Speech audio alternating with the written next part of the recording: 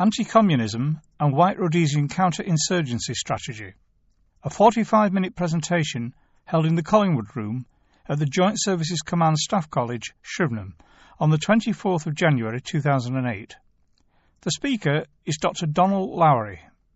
What I'm going to talk about today is Rhodesia, which some of you here are old enough to remember. When Ian Smith, the Prime Minister of Rhodesia, died a few weeks ago, he got quite a big write-up in the papers, it's true. But of course, to anyone who was around in the 1960s and 70s, Smith was a weekly, if not daily, presence on the television. And of course, Rhodesia provided Britain with its greatest crisis of decolonisation. And there are issues too which I think might be particularly interesting to you as members of the armed forces, because of course it involved, or it embodied a kith and kin factor of loyalty, and there were issues around UDI, the Unilateral Declaration of Independence, which the white settler government declared in 1965, not in order to reject Britishness, of course, but in order to affirm it against what they regarded as a mother country that was abandoning Britishness. So UDI should be seen in that context, really. And the whole Rhodesian ethos was not a sort of nationalism of the kind of indigenous variety, but rather a sort of beached, in some respects, a beached British colonial identity, which was asserting its Britishness against what is regarded as a British motherland that was going in for long hair and getting rid of conscription and hanging and flogging and those sorts of things, and drugs and pornography and all that, which comes into this. So if you want to, we've got to get Rhodesia into context. The other thing, if I could just explain a little about Rhodesia and its position in the Commonwealth, the Empire Commonwealth, because it occupied a unique position constitutionally and politically, which is one of the reasons why it was such a crisis for the British. In all of the cases in Africa, apart from South Africa, which in 1910, of course, was created as a dominion within the empire, and which progressively, in common with the other dominions, Canada, Australia, New Zealand, became fully sovereign in the aftermath of the Statute of Westminster of 1931, which meant that South Africa, in common with Canada, Australia, New Zealand, and Newfoundland, briefly, had a common monarch, but the monarch was separately king of those territories, which is why in 1939, South Africa, the King of South Africa, didn't go to war till the 8th of September, 5 days after the British King.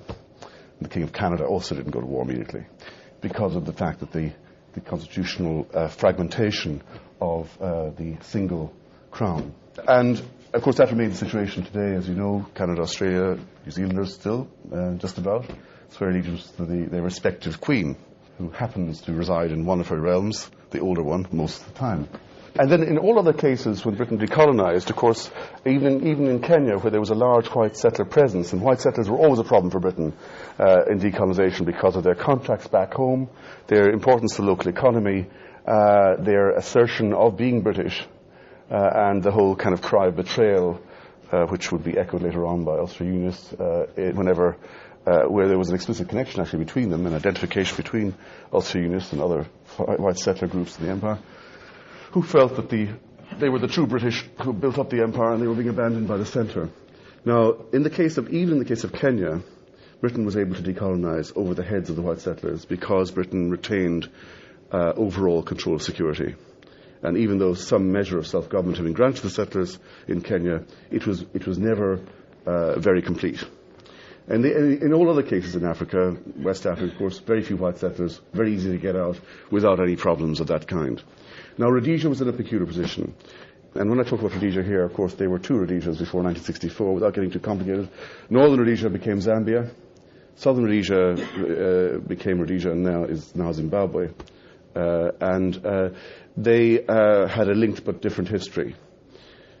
The Rhodesias generally, that part of Central Africa in the 1890s, came under the jurisdiction of the British South Africa Company, which was a company set up by Cecil Rhodes to occupy on behalf of the Crown, without involving the Crown financially or politically too directly, these parts of Central Africa, which were then, of course, very much important to him, named after him in his own lifetime. And they remained under the jurisdiction of the British South African Company, with a watching brief, if you like, from the Imperial Government in London until 1923. And there were all kinds of schemes which the British and the South African governments wanted. One of them was to incorporate Rhodesia into South Africa as another province. And that was the assumed fate of Southern Rhodesia. If you said to somebody in 1910 that Rhodesia would remain a separate territory outside of what's now the Republic or the Union of South Africa, they'd think you were crazy. It was seen as its ultimate destiny, and it will become, like Natal, another part of the Union, which was at that time presented as a great racial miracle, believe it or not, but a racial miracle of reconciliation between English and Afrikaner. Now, the problem for the British about South Africa generally, the region, was that it was the only dominion they had, leaving outside, of course, the African majority, who had been completely abandoned. They handed over power to a white Dominion government, which ethnically was majority not British. 60% of the white population of South Africa, of the white democracy which it was Afrikaner. Now, not all of those were Republican, not all of those were keen to leave the empire, but a lot were.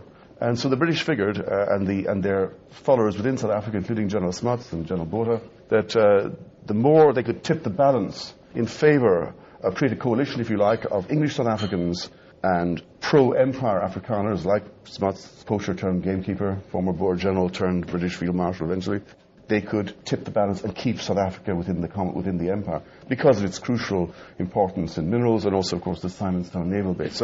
So the context of Rhodesia has to be seen in that context. Rhodesia then, in 1920, after the First World War, the white settlers did not want to be incorporated into the Union of South Africa. They didn't like Afrikaner Republicans, and there was a lot of Republicanism about. They didn't like the strikes on the Rand among white miners. There was a big white proletariat in South Africa, people forget about now, who were very radical and who erupted every now and then, including in 1922, in an uprising, a full-scale uprising, against the Smuts government. And the other fear was that they would be dumped with poor whites, which was an enormous problem in South Africa. Destitute, impoverished whites in large numbers who would be dumped in a kind of Rhodesian backwater were they to join the Union. Anyway, to make a long story short, a referendum was granted to the electorate, which is only about 13,000 people, and they voted sort of 8,000 to 5,000 in favour of responsible government. Now, the form of responsible government Rhodesia got was unique. The only other country called in the Commonwealth which possessed what was called responsible government was Malta, and even that wasn't in the same category. What Rhodesia really got was effectively dominion status without formally getting it. And what this meant was that Rhodesia passed from company rule directly into the hands of the settlers themselves, with a prime minister, a cabinet, their own armed forces, their own high commissioners abroad, eventually their own ministers in Washington, attached to British embassies, their own legation in Lisbon, and so forth. Their armed forces, which by the 1950s had become quite sophisticated, owed their allegiance, of course, to the Crown. But, of course, as in the case of an Australian or a Canadian, when it came down to it, they thought of the Queen as Rhodesia's Queen. Not Harold Wilson's Queen, certainly not a Labour government Queen, but as their Queen, individually. So they had no practical experience of being governed by Britain. Britain remained, in theory, the sovereign power over Rhodesia. But nonetheless, Britain devolved enormous powers to the Rhodesian government, to the extent that Rhodesia conducted its own foreign policy over the Congo, effectively. It had its own air force with Hawker Hunters and Canberras. It could go on the international market, buy Alouettes from France without going via Britain. It had nothing to do with Britain. And rather bizarrely as well, if you were a British subject or a British citizen for this country, even a British MP, and before UDI you visited Rhodesia in the 50s, and you annoyed the Rhodesian government, they could kick you out. No reference to Britain. And Britain could do nothing about it. No way Britain could override the Rhodesian government. So effectively Rhodesia was a dominion, in all but name.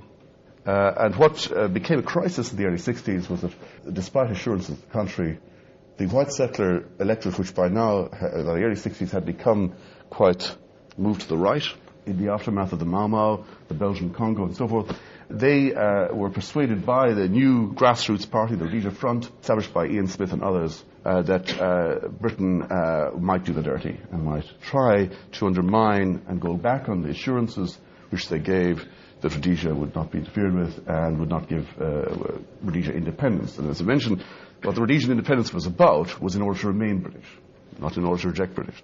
Because they believed if they stayed under any notional British control, they would be abandoned. Now, that's the context of sort of constitutional context.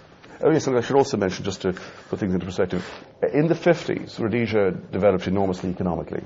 Britain was persuaded, even the Labour government, to create a new white settler dominion, what would become a dominion, they hoped, a full dominion, the Federation of Rhodesia and Nyasaland. And this linked southern Rhodesia, northern Rhodesia, and Nyasaland and Malawi. And it was believed to be an ideal combination. You would have southern Rhodesian skills, a big white population of 250,000, sophisticated infrastructure, and the wealth of Rhodesian tobacco, which was the fuel of southern Rhodesia. The tobacco was this big thing. Northern Rhodesian copper, the copper belt, and Malawi and northern Nyasaland cheap labour. So the three things, and then of course around things like the Kariba Dam, and they even created a multiracial university that had passed special residential rule, allowing Mount Pleasant, the suburb of the then Salisbury, to be exempted from racial segregation so that black and white and all colours could go to university. The University of Rhodesia remained always multiracial. And it was at the time pushed by the British as an example of experiment in multiracialism of that kind, with the whites in control, of course. And blacks progressively brought into the lower ranks of the civil service. There were a few showcase blacks. One became a high commissioner to Nigeria in the 50s, rather remarkably. A couple of permanent secretaries of government ministers. But the idea was that responsible Africans could be allowed progressively onto the electorate in drips and drabs, and in about 3000 AD or something, Rhodesia would become black majority rule. And that was, I'll be slightly cynical here, but in some infinite point in the future. At the end of the 50s, as a result of nationalism, the Federation collapsed, and against the background also of the Belgian Congo and other crises across Africa. At that point, then, the Federation was broken up, and Southern Rhodesia reverted to its self-governing status, and it acquired all the armed forces of the Federation. Effectively, it cherry-picked all of them. So all the Canberras and Hawker Hunters and everything all went south. Very little, the sort of the really bad end of the Royal Rhodesian Air Force went north, and otherwise everything went south. The Rhodesian armed forces were based around, first of all, the British South Africa Police, or the BSAP, which was named the British South Africa Police right up to 1980, incidentally. And that was based on the Mounties and the Royal Irish Constabulary, paramilitary force, regimental silver. They had and still have actually a regimental association. They were paramilitary. They trained in small arms, etc. They didn't actually have to use their guns in anger. They famously liked to boast until the early 60s. So they behaved like bobbies, but they were the first line of defence. Other than that, there was also a regular army made up of the Rhodesia African Rifles, which was an African King's African Rifles type regiment, which had served in Burma at the end of the war, and again in Malaya in the 50s, which Rhodesian troops also served in. And there was also a light infantry regiment which was created called the Rhodesian Light Infantry, and which was a sort of commander regiment, and made up entirely of white troopers, and then also a squadron of the Special Air Service, which was, of course, a cousin of its British counterpart. Many of the members of the Rhodesian Armed Forces were British-born, or certainly had strong British connections, especially to the Air Force. And there was a strong sense of Air Force identity, not least because a lot of people came in after the war and who had trained in Rhodesia during the war, came back, immigrated there after the war. And there was a kind of process of becoming Rhodesian. Becoming Rhodesian didn't involve taking on a Rhodesian accent or whatever. It involved an outlook on the world. If you thought that communism was taking over the world in the 50s, and at least Britain was going to pot, and you couldn't save any money anymore, and you lost what little of your gratuity from the army, and you thought that generally things were going down the drain back in Britain, becoming a Rhodesian involved affirming or finding in Rhodesia a kind of second Troy, where Britain would be reborn. Where Britain was, where you wanted to find Britain as it had been, go to Rhodesia with the kids in straw-butter hats and lots of beatings at school and houses and named after VCs and all that kind of stuff. Rhodesia was the place to go. Now, as regards anti-communism, particular question of anti-communism, most historians of Rhodesia after UDI certainly deal with or mention that the Rhodesian Front espoused a deep anti-communism. But it's been treated purely as incidental. That really what the Rhodesian Front government was about was the maintenance of white supremacy, which had always been the political ambition of every Rhodesian government, going right back to the beginning of Rhodesian self-government.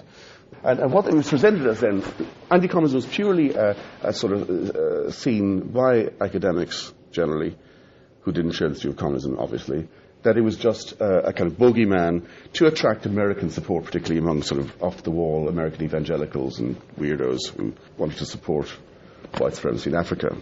And that, therefore, it wasn't held very deeply by white Rhodesian politicians, and it didn't have any real impact on their outlook. Now, what I argue, looking at sort of published publications that they put out at the time, but also on their on discussions within the Rhodesian government and in relation to their police, special branch, and the army, is that actually it was something they really believed in. Often against advice, they associated African nationalism with communism. African nationalism and communism were one and the same thing, the Rhodesia Front. Even though their own army intelligence and their own special branch of the police says to them, look, they're not the same thing, they're aligned certainly. African nationalists will try and get support from where they can get it from, and in the absence of a political settlement of some kind, they'll take it from where they get it. Yes, there are Africans who are persuaded by communism, but many of them aren't. And actually, effectively, a lot of Africans, they're not particularly keen. Many of them are religious, they don't like the atheism of communism, etc. They're not really one and the same. But the Rhodesian Front insisted on believing this against that advice. The reason why they believed this were two reasons. One is that they did not believe that Africans were capable of organising an insurgency on their own. And this goes way back in white settler mythology anyway, that in sort of white novels of the kind of Wilbur Smith variety, but an earlier period, Africans, when they ever stirred up to some sort of rebellion, it's always either a missionary or some kind of weird off-the-wall American watchtower movement. Some outside organizer has to be involved. In the old days, it was missionaries. White settlers did not like missionaries at all. I mean, it was the general rule. They hated them because they fouled up things, taught some sort of ultimate equality, which threatened white rule. So they hated missionaries. Missionaries were the bogeymen of the older generation. But with communism, that became an immediate bogeyman. And the other reason why they believe this, and this might be surprising to some extent, is that although they were white supremacists, and they have that in common, of course, with Afrikaner nationalists, unlike Afrikaner nationalists who saw themselves and saw Afrikanerdom as a nation, separate even from English South Africans, the white Rhodesians did not really see, they had a sense of sort of collective identity, all right, but they saw Africans as a people to be safeguarded. And even the Rhodesia Front, which did contain some pretty crude racists, nonetheless, they believed that Africans were to be protected from communism, that Africans, and a lot of white identity consisted of romanticizing the Africans as noble warriors. The kind of David Rattray thing in Natal. It's the same thing in the English South Africans in Natal could often be as racist as any Afrikaner. But they'd have the cross spears and the assegais in the wall because that's part of having Africans living nearby. Now, of course, there's no question that they were equal to you, but they're part of the backdrop of romance that you live in. And Africans in Rhodesia similarly occupied this kind of position in white folklore identity. So the goodies, the baddies in Rhodesian settler novels are missionary, educated, westernized Africans who are reading too much, not only the Bible, but Karl Marx as well. And the goodies are the noble African police sergeants who were in the King's African Rifles, the Rhodesian African Rifles, who have a feudal personal loyalty to their officer, and vice versa. And in a certain kind of Kipling-esque kind of way, in an abstract kind of way, and certainly not in any political way, they're equal in that sense, in a nobility sense, but not in any political sense. So there's no question. And that kind of African policeman or African soldier has no ambitions for political rule. He wants to be respected as a warrior, and he wants to be governed by democracies for whites. Communism, then, the reason why they persuaded themselves, and they really believed this, that communism was a threat, was because they believed that Africans could not and did not believe in equality of that kind, except through outside prompting. So this led the Rhodesian Front government to make decisions, and politically, in relation to settlements with Africans that were not ultimately to their advantage. There were various points in the 1960s when they could have made. So after UDI, of course, Rhodesia famously managed to keep going, not least because they were sanctions busting, even in this country. One of the interesting things about the Rhodesian Army Archive down in Bristol is that it shows there are letters from engineering firms in the home counties to Rhodesia House, which still retained its High Commission, although its High Commission was booted out. It retained a skeletal staff, which I suppose looked after students or whatever abroad. But actually they were busy buying starting cartridges for vampire jets and those kind of things. Anyway, these letters would come in from, on letterheaded papers in the home counties saying, from ex-wing commander, somebody other RAF saying, knew your chaps during the war, you're a good old Smithy, you're part of our struggle kind of thing.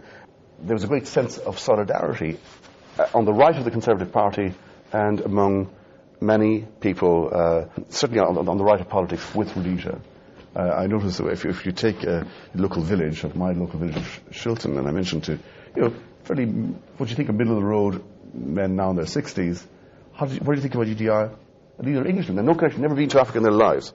We were all for it. They were doing the cause of, they were asserting Britain's cause elsewhere. And, of course, the armed forces had qualms of conscience for that reason also about putting down UDI. You might want to ask me about a little bit about that. Essentially, Rhodesia managed to evade the sanctions and managed to circumvent the pressures put on it. Wilson, on two major meetings, one on the Tiger in 1966 and one on Fearless, was even more generous in its settlement terms. And on both occasions, particularly the second one is very obvious, Smith backed out of a settlement which would have given the whites effectively rule until now. Now, of course, there are all kinds of other factors that might have intervened. But essentially, what Smith wanted was a return to legality and an ability to raise funds on the international markets and buy in arms, etc. But he didn't do so because he didn't feel the pressure, and also he felt, a lot of his party felt, this is just, Wilson, while Wilson himself may not be a communist, nonetheless he's effectively doing the work of communists. And some members of the Rhodesia Front government, not Smith himself, what we can ascertain, he wasn't, it's all relative, of course, but some members of the Rhodesia Front government really did see conspiracies everywhere. They did believe that the whole of the British state was infiltrated by communists.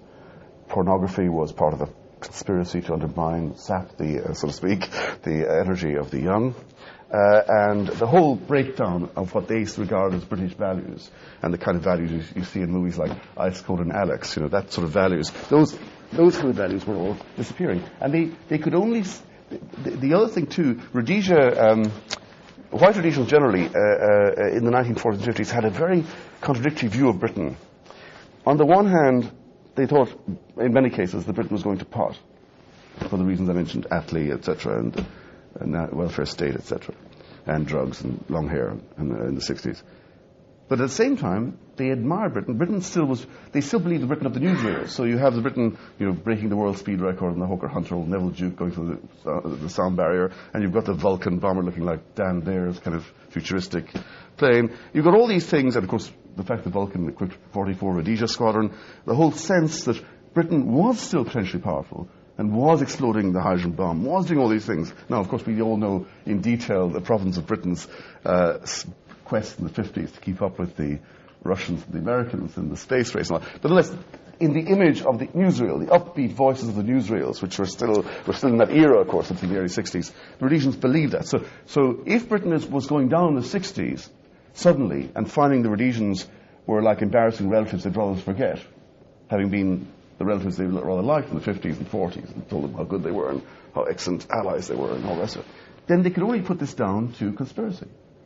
And so that mentality prevailed. The other thing about the Rhodesia Front was that it has a kind of lineage. In Rhodesia, from the 20s onwards, you always had a dominant party which, whatever it might have said in opposition, once it came into power, behaved, as often is the case, far less radically. So Rhodesian governments, for example, didn't nationalise until the 1940s, when they needed to. They had to keep the white artisans on board and all that. So but they generally, Rhodesia was governed until the late 50s, early 60s by a very often British-born, very anglicised elite, which had connections to the British establishment in London, and while they might be annoyed at Britain, still felt part of that world of the club. They were upper middle class in background, often even more so. I mean, Sir Godfrey Huggins, who was Prime Minister from the 30s to the 1950s, was a sort of home counties doctor who'd been at Malvern College and been in the First World War, very much asserting Rhodesia's rights, but still with connections with the establishment. His successor in Southern Rhodesia, Sir Edwin Whitehead, had been born in Berlin in 1904. His father was the Chancellor of the embassy in Berlin, British Embassy. He'd gone to Shrewsbury. He'd gone to Oxford. His brother-in-law was the Earl of Middleton. And he was, establishment man, English at birth, and could move in those circles. Now, the Rhodesia Front under Smith had some of that type, but most of them were refugees from Britain. They were running away from Britain, ideologically speaking. And, of course, Smith himself was Rhodesian-born. And many of the others who were in his party were kind of middle class. They didn't really like the club world of London. They felt uncomfortable with it. And they didn't like the kind of elite that was governing Rhodesia. And the Rhodesian Front's election then in 1962, which overturned the old federal party which had governed Rhodesia under Whitehead, was a kind of internal white class revolution. It was the public school elite being ousted by the populist, sort of, I suppose, the Daily Mail ousting the Daily Telegraph in a way, I suppose you could say. It was the sort of middle classes, and also the artisans, white artisans who feared their jobs going. There were a lot more white artisans you might realise, and of course white farmers. So a kind of alliance, and also local businessmen as opposed to businessmen who had links abroad. So the Rhodesia Front embodied that, and the Rhodesia Front, of course, the very name Front implied a war, and the war, very much in their own mentality, wasn't just against African nationalism, but against communism. And the whole self-image of Rhodesia after UDI, as presented by the Rhodesia Front to its electorate, was that Rhodesia was holding the line. This tiny country, like the Spartans at Thermopylae, they're just used actually as an analogy, were holding the line against communism while the mother country was sleeping, and while big sections of the Western world was sleeping. Only in southern Africa would communism be stopped. Now, that wasn't just a ruse to persuade the right-wing opinion abroad. They believed it themselves. And time and again, their head of special branch, Ken Flower, who was ex-British, British-born incidentally, he was then head of the Rhodesian intelligence, and kept his connections as they did after UDI with British intelligence, of course, because the old boy network remained, despite what governments might think. He constantly advised the government, you do not push African nationalism and communism into one thing, that they refused. One celebrated example of this was in 1971, there was an agreement between Sir Ike Douglas Hume, who was keen to get Rhodesia off Britain's back finally, and Smith, again, which would have seen white supremacy into the 21st century, actually, although Africans would have been brought in greater numbers into Parliament. And the deal involved a test of acceptability. And this was a kind of very much, there was no vote on it, of course, but a commission led by Lord Pearce went around Rhodesia to see what Africans thought. And, of course, this gave African nationalists, including, at that time, somebody who seemed to be a nationalist, Bishop Muzorewa, who was one of the few who was able to function inside the country, time to whip up feeling against Pearce, the Pearce Commission. And so no, big signs of no everywhere. And the commission found, of course, that this was not acceptable. So Smith thought and that was, if you like, the end of the collapse for certainly a few years of connections between Rhodesia and Britain until 1976, when the Americans under Kissinger intervened and bring Smith to accept majority rule. But the issue there was that this Rhodesia Front government, from its cabinet discussions, really believed that Africans supported the settlement. And only a few communists, agitators, were opposed to it. And so they really believed it, and one can see how one can criticize it all in life, but it wasn't just something they were projecting for outside consumption. It was part of their own self-image. It was also a way of feeling good about themselves. You know, most people don't like to think that what they're doing is wrong or immoral. And Rhodesian Front people also were the same. They liked to think they were doing a decent thing. They were governing the country properly. They weren't taking graft. They were certainly asserting white supremacy, but they thought that was in the interest of Africans, and they thought Africans agreed with it. So that's the way they persuaded themselves they were doing the right thing. And they were protecting Southern Africa from communism while they were at it, and therefore the whole Western world hinged on them. This worldview, the reason why they were able to get it across so completely was that they weren't just, the Rhodesia Front wasn't just new in the sense that it was a social class not below the previous establishment Rhodesian party that had governed Rhodesia, but also they believed in infiltration themselves. And they, as a party, once they got political power, they were determined to take over the civil service ideologically, and the armed forces. So, for example, Major General John Anderson, who was the Rhodesian Chief of Staff, he was sounded off on UDI. Actually, he was South African-born, incidentally, a South African-born soldier, but a Rhodesian army. And he was sounded out on UDI, and he was not seen as favourable. Indeed, he actually made a speech which hinted that he would not feel constitutionally bound to obey the government in the event of UDI, and he was squeezed out. And a more favourable general was brought in, Sam Puttrell, who was willing to go along with it. Not enthusiastically, but willing to go along with it.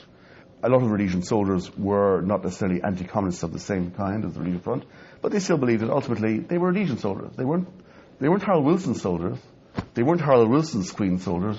They were the Rhodesian Queen's soldiers, and so they felt they could go on. And of course, one of the other issues about UDI I should stress, and people forget the significance of this, when Smith declared UDI for Britain and made a declaration, partly based on the American Declaration of Independence, he ended with God Save the Queen. And of course, the British symbolism of Rhodesia remained. The Union Jack in the corner of the Rhodesian flag, as it was then, the Royal Rhodesian Air Force, the Royal Rhodesian Regiment, and so forth. All these prefixes remained. In the courts, it was still Regina versus whoever. And the pretense was that Rhodesia was a kind of regents. They had to replace the governor with an officer administering the government who represented the Queen, who temporarily was, if you like, being wrongly withheld from Rhodesia, in the same way as if Harold Wilson tried to stop the Queen being Queen of Canada or exercising her direct relationship with the Canadian government. It would be wrong. So that was the kind of fiction. But that was crucial, because if Smith had gone for a republic in 1965, which he did do 4 years later because the loyalty was unrequited, and the Queen made a speech in Jamaica, opening the Jamaican Parliament in 1967, which was very condemnatory of Rhodesia. But ironically, and of course they held her personally responsible for this, but ironically, of course, she was doing so on the advice of her Jamaican cabinet, quite properly. She was doing what they wanted their own Queen to do. So anyway, so the point is that was a crucial thing, because until that point, the Rhodesia Front was still saying, well, it's business as usual. There's no big change. We have the Queen still, the Union Jack still there, the God Save the Queen still sung. So that's how a lot of this was got by the armed forces, and, if you like, any qualms people had. By 1969, the severance of the monarchy was easier, or 1970 was something that could be done more easily. But even then, it was the most British republic you can imagine. I mean, it was done very low key. The ceremony, the UDI was the big thing, not the Rhodesian Republic in 1970. It was very low key. There was still the British South Africa Police. The Queen's portrait was sort of moved a little bit around in the Parliament building, around the corner into another corridor. But you had Cecil Rhodes, who was an Englishman after all. He became the kind of uncrowned king now. So it was the most British republic you can imagine. And very little change. The royal prefix went from the armed forces, obviously, and they couldn't retain that. That was something that was lamented. But otherwise, everything else stayed as much as possible as the same. But the Rhodesia Front took over, and they politicised the civil service in a way it hadn't been before. And they politicised the broadcasting corporation. And they brought in people from abroad who had very strange views on communism and on conspiracy. People who believed the British were the lost tribe of Israel. They didn't know it, of course. This were. You don't have to convert people to being that. You may not know it, but you are. They were. And Rhodesia, of course, was a prime branch of the lost tribe, of course, being.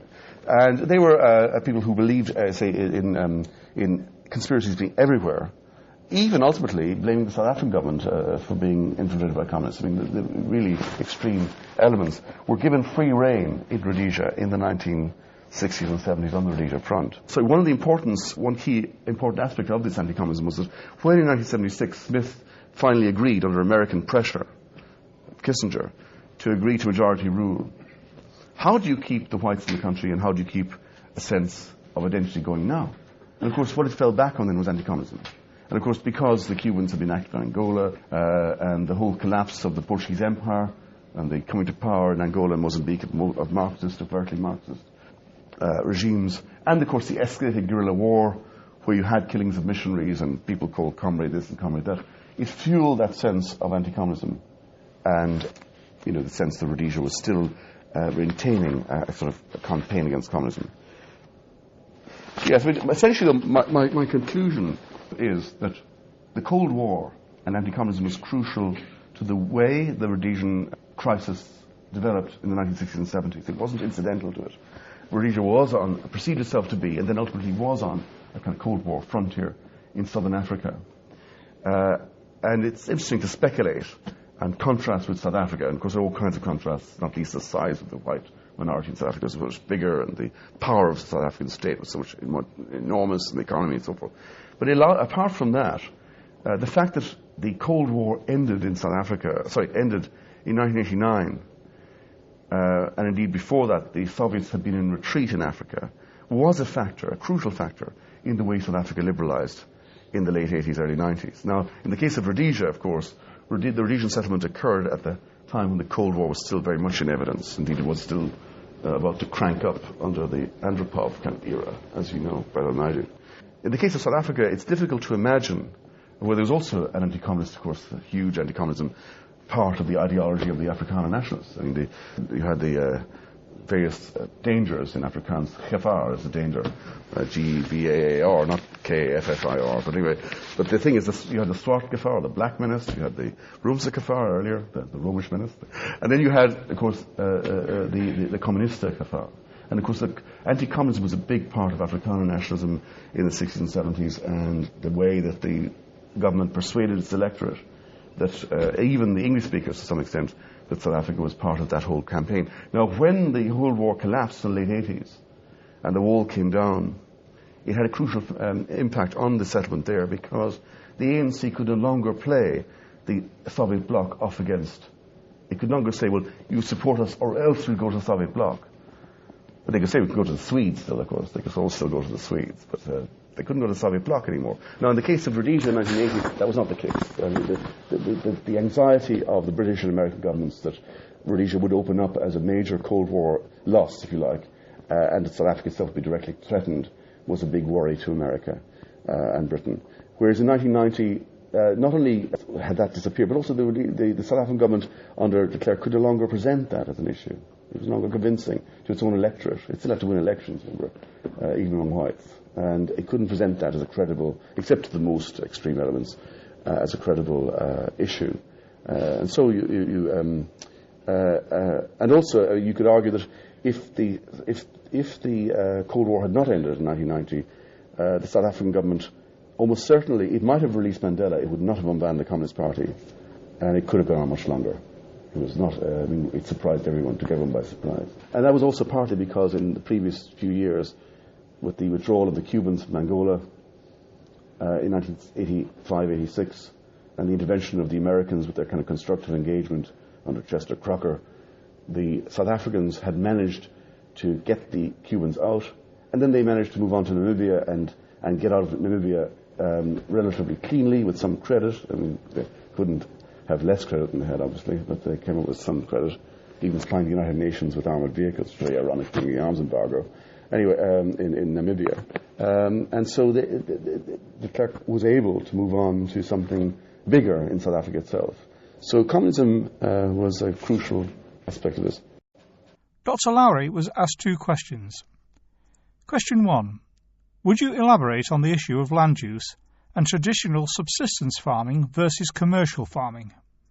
Yes, I'm glad you mentioned that, actually, because land took on, as it did for Africans, of course, a psychological significance, in the sense that most whites were, as you know, overwhelmingly urban, but farmers were nonetheless very prominent in the Rhodesia front, and the sense of the land was very prominent. In the late 50s, Sir Edwin Whitehead wanted to repeal the Land Apportionment Act of 1930, which divided Rhodesia half and half between white farmers and Africans. Essentially, all the upland areas from, all the high veld and therefore more temperate zones near the railway lines, where you could get out your cattle and all the others, were white. Now, Whitehead had the view in the late 50s that Rhodesia would become, that it was impossible to maintain white supremacy indefinitely with more Africans born every year than there were whites in employment. It's just demographically impossible. He took the view, against the background of African nationalism, he liberalised all kinds of things, like liquor laws, allowing Africans to drink alcohol, Western alcohol, all that kind of thing, opening up civil service to them, creating more multiracial areas. And he also wanted to move on then to repealing the Land Settlement Act, the Land Apportionment Act of 1930, which would allow African farmers, ambitious farmers, to buy on the market. He was an authoritarian in other respects. He brought in the most hardline legislation that Rhodesia had ever seen. including the Law and Order Maintenance Act, which still, I think, more or less still in force now. The Southern Rhodesia Law and Order Maintenance Act, which brought in the most incredible penalties for any kind of petrol bombing, death penalty for petrol bombing. And he really was very authoritarian on law and order, but very liberal in terms of what he saw as a solution of progressively allowing the political system to liberalise. But anyone who touched the Land Apportionment Act, just psychologically, was seen as it was the Magna Carta of White Rhodesia. And the Rhodesia Front particularly saw it as much more than actually what it actually, because the whites didn't even occupy all of the areas which were given to them under the Land Apportionment Act. Big chunks of it had not even that wasn't to be given up, because it became a kind of zero-sum game. You either had it all or had it, and it became the underpinning of the white state in a kind of psychological way. So much so that even in 1978, 2 years after Kissinger had persuaded Smith to agree to UDI agree to majority rule, when the Rhodesia Front tried to change the land, even residential suburbs, this is now when everyone's accepting that there's going to be a major settlement. Even that also was a huge thing. So I agree with you, yes, that there was a big problem about land. There was a big fear that the Africans wouldn't be able to, commercially wouldn't be able to compete. But there was also a kind of, it was sacrosanct. It was a sacrosanct law, and it did for Whitehead more than anything else, actually. Even though he was an authoritarian in all those things, I mean, he brought in a detention without trial. He was if you like, a liberal authoritarian. He thought, well, Rhodesia is going to have a majority government in 20 years' time, 25 years' time. That's what he thought. And he thought the best way to go about this was to crush all opposition of the kind of Nkomo nationalist variety, ruthlessly, and yet liberalise in all other respects. So liberalise the economy, open up opportunities to African graduates, universities, so they won't be snapped up by, international communism or whatever. But the Land Act, you correctly highlighted it was psychologically, but the Rhodesian population was, I think, next to Australia, just like Australia, where you have a great sense of the significance of the bush in Australian identity. But the vast majority of Australians, a higher proportion even, I think, in this country, live in the towns. Question 2. What evidence is there of a Soviet-derived strategy for Rhodesia and parts of Africa? And what was the overall modus operandi? They certainly believed in that, and they were active in Africa from the early 60s. The KGB was active at local operatives, including the Congo, of course. But in the 60s, they didn't give it much resources. In the 70s, they were in competition with the Chinese, because the Chinese also were moving in. And, of course, the two factions in the case of Rhodesia, the two factions of nationalists were Soviet and Chinese-backed. So Nkomo is largely based in western Zimbabwe or Matabele land. His ZIPRA, Zimbabwe People's Revolutionary Army, or whatever, was Soviet-backed and based in Zambia. The guerrilla the force around Mugabe and Zanla, which was ultimately the dominant guerrilla army, which had been based in Tanzania, and then, of course, for the Portuguese Empire, was based in Mozambique. That was Chinese-backed. So the presence of the Chinese, of Chinese communism, that encouraged greater Soviet engagement. The other thing in the 80s, of course, the Soviet Navy's projection into the southern oceans. That was a deliberate, of course, challenge to the Americans and to the British, for that matter, but the Americans particularly. And, of course, it was one of the things that also meant that behind the scenes, the South African intelligence base at Simonstown was significant again. Whatever governments might say or do, they weren't going to say to the South Africans, "Don't tell us you've seen the Admiral Kuznetsov or what the heck they had at that time going around the Cape." But there was a genuine plan for Africa, but it wasn't given enough resources in the 80s.